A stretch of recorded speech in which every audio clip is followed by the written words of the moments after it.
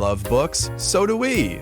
Welcome to the Book Nook Cafe, where we uncover the latest must-reads, hidden gems, and everything in between. I'm Greg. And I'm Anne. We're coming to you straight from the cozy corners of the Book Nook Cafe, where the coffee is hot, the shelves are packed, and great conversations are always brewing. If it's trending on the New York Times bestseller list, you'll hear about it here. So grab your favorite drink, settle in, and let's turn the page together. Let's join our guest hosts. Hey everyone, welcome back to From the Book Nook Cafe. I'm Mark. And I'm Hope. And today we're diving into a novel that completely cast a spell on us. Weyward by Emilia Hart. Yes, this book, wow. It's one of those reads that lingers with you. Atmospheric, mystical, empowering. It's got layers. So Hope, how would you describe Weyward to someone who hasn't picked it up yet? Ooh, good question. I'd say Weyward is a multi-generational tale that explores the power of women, nature, and resilience, told through the voices of 3 different women, Altha, Violet, and Kate, each from a different time period, but they're all connected by blood and by a mysterious ancestral gift that links them back to the Weyward name. Exactly. It's a story about witches, but not in the fantasy broomstick sense. These women are deeply connected to the natural world. Herbs, insects, the rhythm of life. And that connection is seen as dangerous by the men around them. It's about reclaiming identity and power. And Emilia Hart does this so elegantly. Let's talk about the structure a bit. She really does. I was blown away by how seamlessly she wove the 3 timelines together. It never felt disjointed or confusing. Each woman's story is distinct, but the themes tie them all together in this beautiful, poetic way. The book jumps between 1619 with Altha, 1942 with Violet, and 2019 with Kate. Which timeline grabbed you the most? Oh, that's tough. I think Violet's story hit me hardest. She's so trapped, literally and emotionally. The way she's confined by her father, by society's expectations, by her own body. It was heartbreaking. But watching her awaken to her heritage and start claiming her independence, goosebumps. Same here. Violet's arc is incredibly moving. For me, though, Kate's story resonated on a very current level. Her escape from an abusive relationship and the journey to rediscover her strength. It felt so grounded and real. I think a lot of readers will see pieces of themselves in Kate. Absolutely. And then there's Altha, whose story is the foundation of the Weyward legacy. She's accused of witchcraft, because of course she is, during the early 1600s, and yet she's the one whose wisdom and survival instincts echo through the generations. She's the root of it all. I loved how Emilia Hart used language and natural imagery to make Altha feel almost mythic, even though she's very human. The trial scenes were tense and terrifying, but you always sensed Altha's quiet strength. And speaking of imagery, can we just talk about the writing for a second? Hart's prose is lyrical without being flowery. It's lush and earthy and really pulls you into each scene.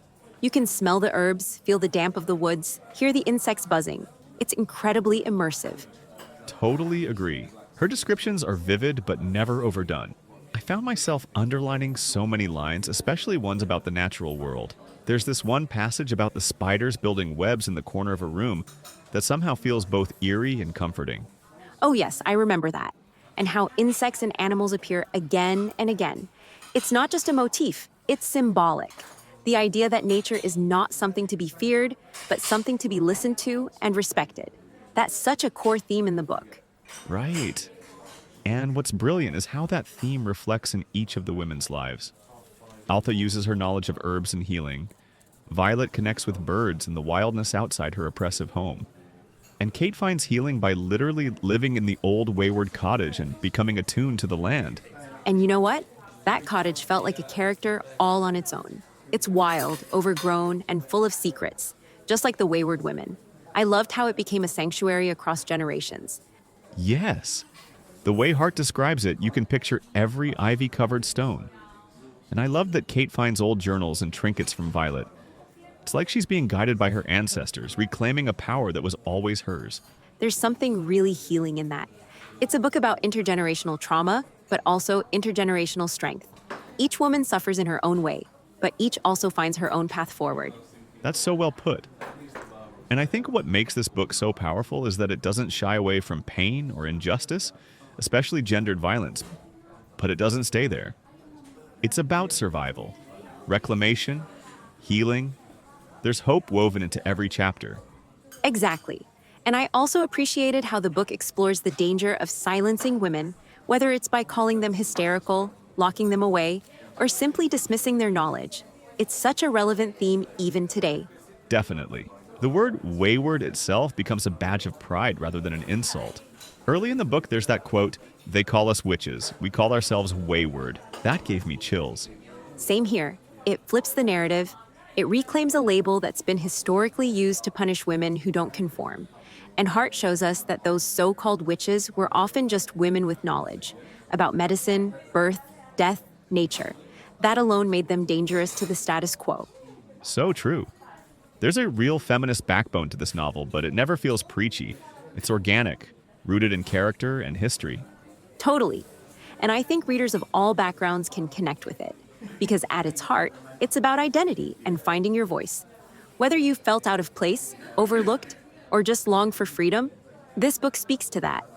Okay, let's shift to a slightly lighter topic. Favorite moment? No spoilers, of course. There's a scene with Violet when she's in the garden, reconnecting with her mother's plants, and there's this humming energy in the air like the garden is alive and accepting her. That moment was so serene and symbolic. I actually teared up. That was a beautiful scene. For me, it was when Kate finally reads the old family journal. The realization, the clarity, it just hit me in the gut. It's like watching the past reach into the present and wrap around her like a hug.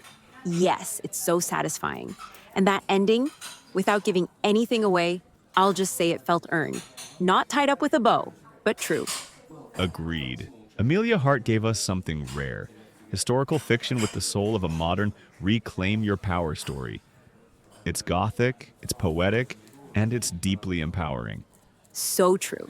And for anyone wondering if this is a witch book in the fantasy sense, no, it's more grounded than that. It's about real women who've been labeled as other. And it's about reclaiming that otherness as something powerful. Well said. So, final question. Who would you recommend this book to?